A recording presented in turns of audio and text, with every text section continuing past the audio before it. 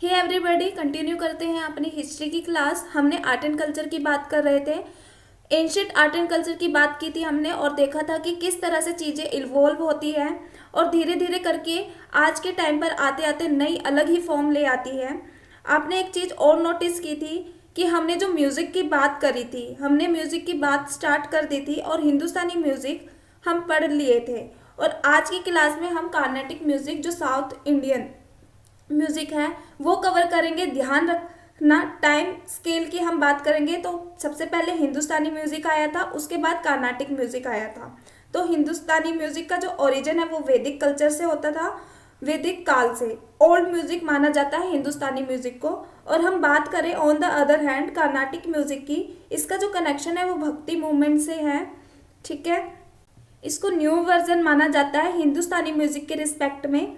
हिंदुस्तानी music है उसमें जो इन्फ्लुएंस था वो पर्शियन इन्वेट का था, उसको हेट्रोजेनियस भी बोलते हैं, मतलब उसमें मिक्स्ड इन्फ्लुएंस था। अलग अलग जो इन्वेडर्स आए थे नॉर्थ वेस्ट की साइड से, तो उनका मिक्स, उनके जो कल्चर है उसका मिक्सअप मिलता है हिंदुस्तानी म्यूजिक में। ऑन द अदर हैंड जो कार्नाटिक है इंडिया में ही उसका ओरिजिन हुआ है और फिक्स प्रिंसिपल पर ही चला है, कुछ भी नया एडिशन नहीं है।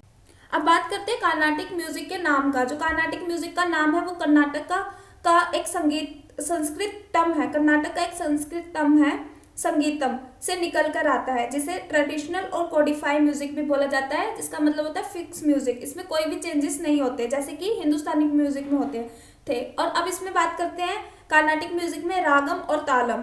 जैसे कि हिंदुस्तानी म्यूजिक में आपको राग और ताल देखने को मिला था, वैसे ही इसमें रागम और तालम देखने को मिलता है। इसका जो डेवलपमेंट है वो साउथ के स्टेट्स में हुआ है, तमिलनाडु, केरला, आंध्र प्रदेश और कर्नाटका।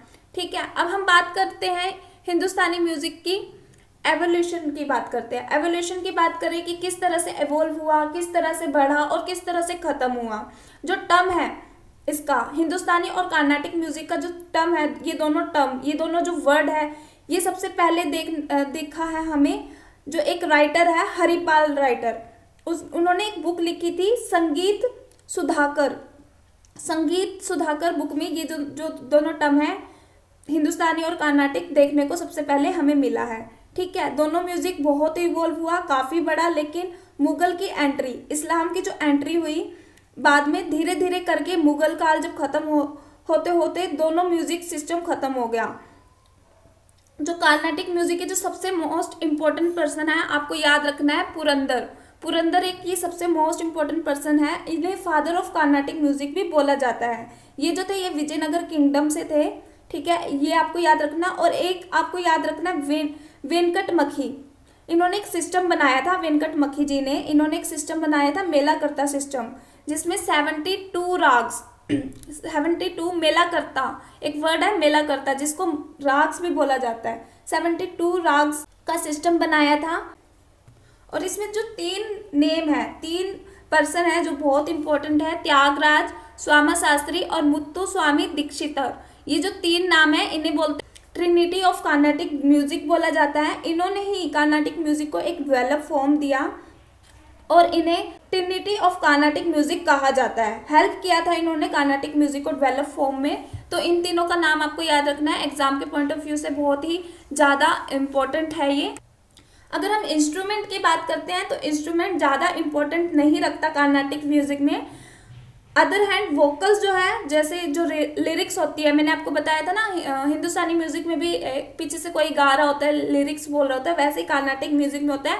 लेकिन कार्नाटिक म्यूजिक में वोकल्स को ज़्यादा इंपॉर्टेंस दी गई है।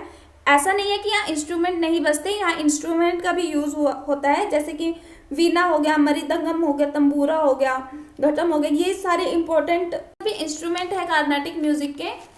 ठीक है, अब हम नेक्स्ट पॉइंट पे हम बात करें। नेक्स्ट हमारा है music form of Carnatic music. ये इतना इंपॉर्टेंट नहीं है, बस आपको इनकी नाम याद रखना है। ठीक है, कार्नाटिक म्यूजिक के फॉर्म, पहला है गीतम, सलोदी, स्वर जाति, जाति स्वरम, वर्णम, कीर्ति और पल्लवी। एक जो पॉइंट आपको याद रखना, वर्णम ये ऐसा इंपॉर्टेंट फॉर्म है इसका कार्नाटिक म्यूजिक का, जिसका काउंटर पार्ट हिंदुस्तानी म्यूजिक में नहीं मिलता। मतलब ये वहाँ, जैसे यहाँ पे गीत, वहाँ पे गीत है तो यहाँ पे गीतम हो गया, यहाँ भी गीत है, वहाँ भी स्वर है। ठीक है, लेकिन एक वर्णम एक ऐसा पॉइंट है, ऐसा काउंटर पार्ट है जो हिंदुस्तानी म्यूजिक में नहीं मिलता। ये इकलौता ऐसा सिस्टम है जो सिर्फ कार्नाटिक म्यूजिक में ही देखने को आपको मिलता है, वर्णम। ये आपको याद रखना है, ठीक है। अब आगे हम बात करेंगे सिमिलैरिटीज की। कार्नाटिक म्यूजिक और हिंदुस्तानी म्यूजिक दोनों में क्या क्या सिमिलैरिटीज है इसकी बात करेंगे। देखिए यहाँ पे भी स्वर राग ताल आपको देखने को मिलता है, और वहां पे भी हिंदुस्तानी म्यूजिक में भी आपको स्वर राग ताल देखने को मिलेगा, ठीक है। Both have relation with religious. Hindustani music का रिलेशन वैदिक से होता है, ऑन द अदर हैंड जो कार्नाटिक म्यूजिक है उसका जो रिलेशन है वो भक्ति म्यूजिक से है। जैसे कि मैंने आपको बताया था भक्ति म्यूजिक से स्टार्ट हुआ है, तो ऑब्वियसली रिलीजन से तो एसोसिएट है ही ये। और अगला जो पॉइंट है, both have melodic mood and are based on Sanskrit script. ये जो दोनों संस्कृत पे बेस्ड है, दोनों की जो लैंग्वेज है, जो दोनों की भाषा है वो संस्कृत भाषा पे बेस्ड है, ठीक है। आपको ये याद रखना। अब हम डिफरेंसेस की बात करते हैं, कार्नाटिक म्यूजिक और हिंदुस्तानी म्यूजिक के बीच में क्या डिफरेंसेस है इसकी बात करते हैं। तो जो फर्स्ट डिफरेंस है वो है हिंदुस्तानी म्यूजिक कार्नाटिक म्यूजिक से पहले आया, ऑब्वियसली वो जो वैदिक काल से स्टार्ट हुआ है, और ये बाद में भक्ति मूवमेंट से स्टार्ट हुआ है। जो कार्नाटिक म्यूजिक है उसका ओरिजिन साउथ इंडिया से हुआ है। ऑन द अदर हैंड जो हिंदुस्तानी म्यूजिक है उसका ओरिजिन नॉर्थ इंडिया से हुआ है। जब भी जो भी इन्वेडर्स आते हैं वो नॉर्थ वेस्ट से आते थे, नॉर्थ इंडिया में टिकते थे, साउथ इंडिया वो जाते नहीं थे, क्योंकि साउथ इंडिया में जो किंगडम था वो काफ़ी ज़्यादा पावरफुल हो चुका था पुराने ज़माने में।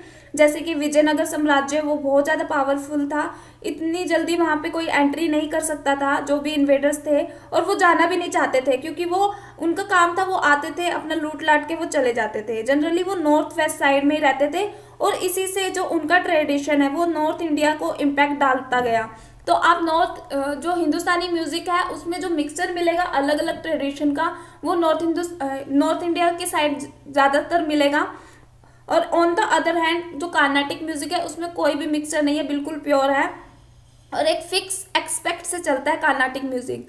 अगला पॉइंट हमारा है, Carnatic music has homogeneous and Hindustani music has heterogeneous. Obviously जो कार्नाटिक म्यूजिक का है वो होमोजीनियस है, ये बिल्कुल फिक्स है, और हिंदुस्तानी म्यूजिक जो है वो हेट्रोजीनियस है, इसमें अलग अलग ट्रेडिशन मिलेंगे, अलग अलग तरह के इन्वेडर्स का इम्पैक्ट मिलेगा आपको, ठीक है।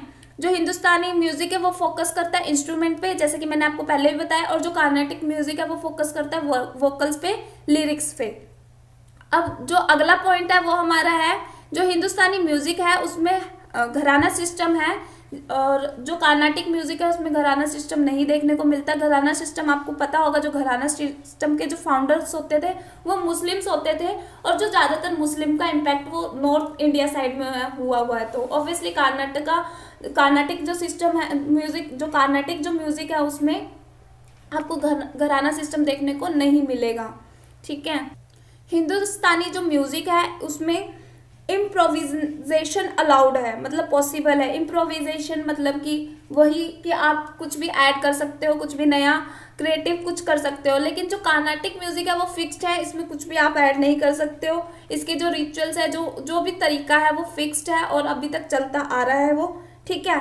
और इसमें अगर हम राग की बात करें तो हिंदुस्तानी म्यूजिक में 6 राग है, जहाँ की कार्नाटिक म्यूजिक में 72 राग्स है, जैसे कि हमने पीछे भी पढ़ा है इसके बारे में। एक इम्पोर्टेंट नोट है, ये आपको याद रखना है, एस सोमव्या, इनको एक अवार्ड मिला था, संगीता कालंदी अवार्ड, और इनका जो कंट्रीब्यूशन था वो कार्नाटिक म्यूजिक से था। ये सिर्फ एक करंट अफेयर्स का पार्ट है कि इनको एक अवार्ड मिला है, बस ये आर्ट एंड कल्चर का पार्ट था और ये कार्नाटिक म्यूजिक का पार्ट था, इसलिए मैंने आपको बता दिया। इनका ये नाम आपको इम्पोर्टेंट है, ये नाम आपको याद रखना है। इनको एक अवार्ड मिला है, क्या अवार्ड है? संगीता कालंदी। तो आज की वीडियो में बस इतना ही है, हमने हिंदुस्तानी म्यूजिक और कार्नाटिक म्यूजिक कवर कर लिया है। नेक्स्ट हम बात करेंगे थिएटर सिस्टम की, जो इंडिया में है, ठीक है। आज की वीडियो में बस इतना ही, मिलते हैं फिर अगली वीडियो में बात करेंगे थिएटर की। धन्यवाद।